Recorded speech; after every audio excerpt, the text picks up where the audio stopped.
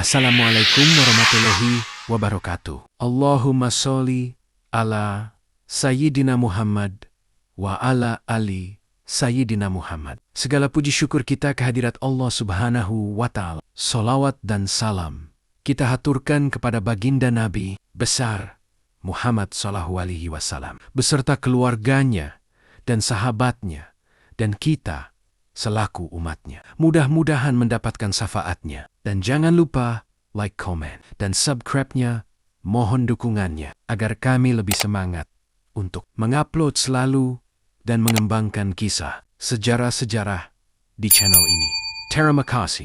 Yuk, kita lanjut. Kisah Muawiyah bin Abu Sufyan.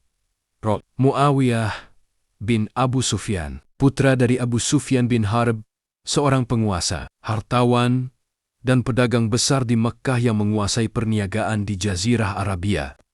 Anak dan bapak termasuk tokoh yang gencar memerangi Islam sampai terjadinya Faith pada Fathul Makkah ini.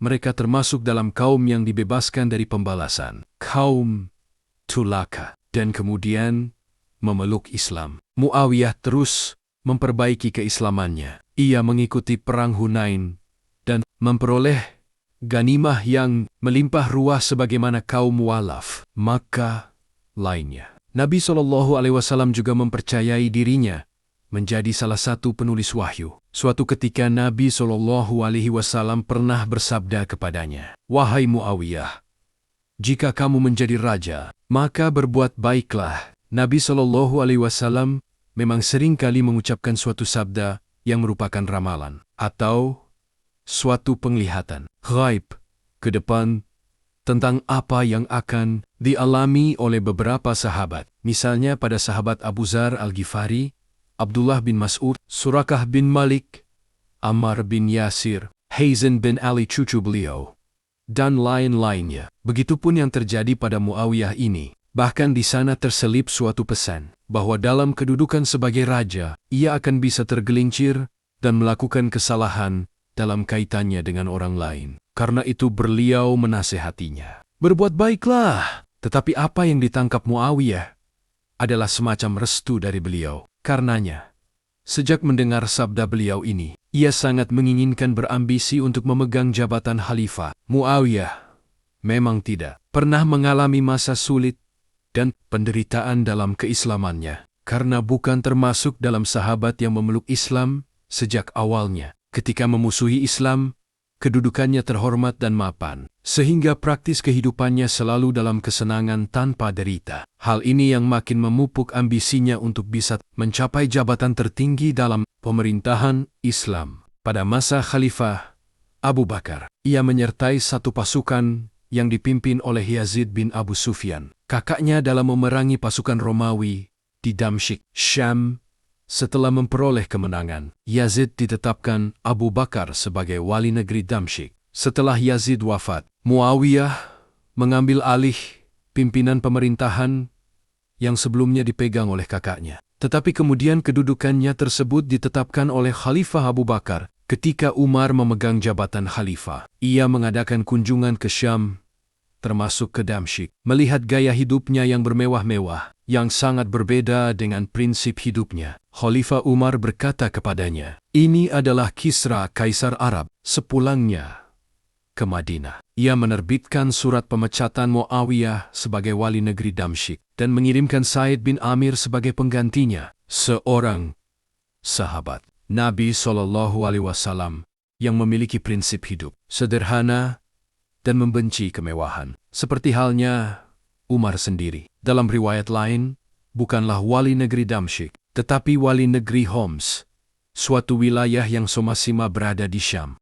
Pada pemerintahan Khalifah Utsman bin Affan, Muawiyah ditetapkan sebagai gubernur untuk seluruh wilayah Syam, termasuk Palestina. Sebenarnya banyak keluhan masyarakat Syam tentang kepemimpinan Muawiyah dan juga keberandalan putranya. Tetapi semua laporan dan keluhan masyarakat tersebut disembunyikan oleh sekretaris Khalifah Utsman, Marwan, yang memang masih saudara sepupu Muawiyah. Setelah wafatnya Utsman dan hampir masyarakat Muslim membayat Ali bin Abi Thalib sebagai khalifah. Muawiyah menolak untuk berbayat. Ia berhasil menghimpun kekuatan di Syam dan melakukan perlawanan terhadap pemerintahan Ali bin Abi Thalib. Muawiyah memang memiliki kecerdikan dan kemampuan strategi serta politik yang hebat. Dengan dalih menuntut balas atas kematian Khalifah Utsman, ia berhasil mempengaruhi beberapa sahabat untuk bertikai dengan Ali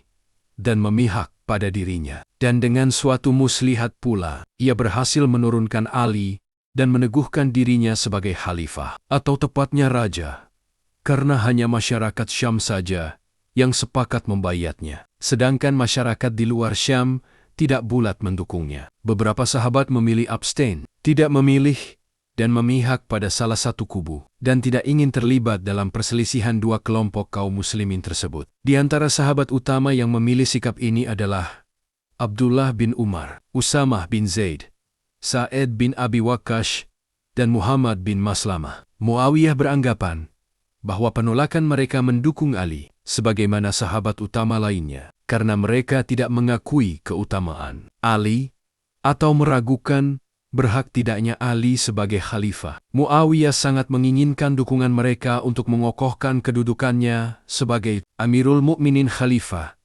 Dalam pemahamannya, ia mengirimkan beberapa utusan menemui mereka dan mempengaruhi mereka agar mendukung dirinya. Bahkan para utusannya tersebut dipesankan untuk membawa bahasa diplomasi yang cerdas. Sesungguhnya tuan-tuan lebih berhak menduduki kekhalifahan daripada Ali. Tetapi apa yang diharapkan oleh Muawiyah jauh sekali dari kenyataan. Bahkan ia seolah menerima tamparan keras dengan jawaban mereka. Abdullah bin Umar menjawab ajakannya dengan ucapan, "Apa yang kamu harapkan dariku adalah sesuatu yang menjadikan dirimu seperti sekarang ini. Aku tidak bergabung dengan Ali, bukan karena aku mencurigainya. Demi Allah, aku sama sekali tidak setaraf dengan Ali bin Abi Thalib, baik dalam hal keimanan, hijrah, dan kedudukannya di sisi Rasulullah SAW, dan juga perjuangannya dalam melawan kemusyrikan. Tetapi yang terjadi sekarang ini sama sekali tidak pernah terjadi di masa Rasulullah SAW. Karena itu saya tidak ingin memihak siapapun. Jangan coba-coba mempengaruhi diriku." Kalau Abdullah bin Umar mengakui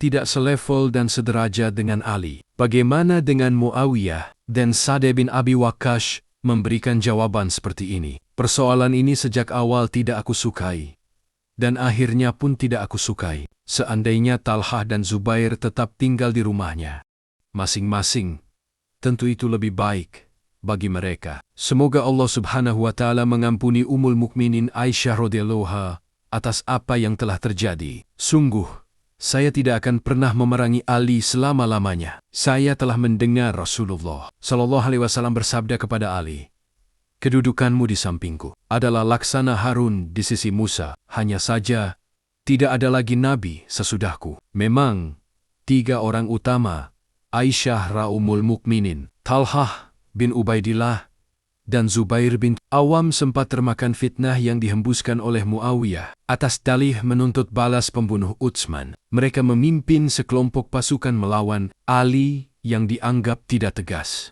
terhadap pembunuh Utsman. Pertentangan bersenjata yang dikenal dengan nama Perang Jamal, Perang Berunta, sebenarnya berakhir damai karena Talhah dan Zubair yang memimpin pasukan tersebut akhirnya menyadari kesalahannya dan mundur dari pertempuran. Hanya saja, ada beberapa orang yang tidak puas dengan gagalnya pertempuran, segera membunuh Talhah dan Zubair yang sama sekali tidak melakukan perlawanan. Sedangkan Ummul Mukminin Aisyah dikawal pulang ke Madinah dengan pengawalan pasukan yang dipimpin Muhammad bin Abu Bakar, saudaranya sendiri yang berada di pihak Ali. Sedangkan Muhammad bin Maslamah memberikan jawaban yang tegas, tanpa tedeng, aling-aling. "Sesungguhnya kamu, wahai Muawiyah, demi nyawaku, yang kamu cari tidak lain hanyalah duniawiyah semata, dan yang kamu perturutkan tidak lain adalah hawa nafsu belaka. Kamu membela Utsman dikala ia telah wafat,